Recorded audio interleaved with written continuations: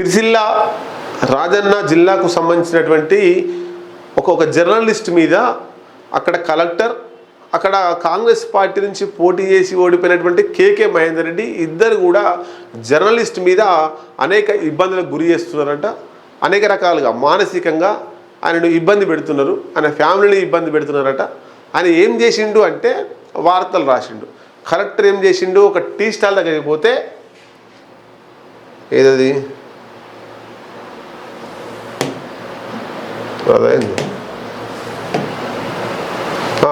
ఒక tea stall దగ్గర కేటీఆర్ బొమ్మ పెట్టుకున్నాడు, ఒక టీ స్టాల్ ఆయనే. దాన్ని కలెక్టర్ సీజ్ చేసిండు. ఆ వార్తను బాలు కాయితీ అనే జర్నలిస్టు తన వార్తల రూపంలో రాసిండు. దానికి సంబంధించి ఒక వార్త. తర్వాత కేకే మహేందర్ రెడ్డి కలెక్టర్ అఫీషియల్ ప్రోగ్రాంలో కేకే మహేందర్ రెడ్డి కాలు మీద కాళ్ళు వేసుకొని కూర్చొని అనే సభకు అటెండ్ అయ్యిండు. ఏ హోదాలో ఆయన కూర్చున్నాడు అనేటువంటిది ఆయన ప్రశ్నించిండు.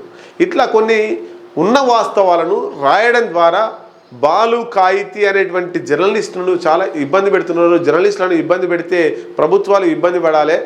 కేసీఆర్ అనేక మందిని, కేసీఆర్ టీం బీఆర్ఎస్ ఎమ్మెల్యేలు కూడా అనేక మంది జర్నలిస్టులను ఇబ్బందులు పెట్టిర్రు, దాడులు చేసిరు, దౌర్జన్యాలు చేసిరు, జైల్లోకి పంపించిర్రు.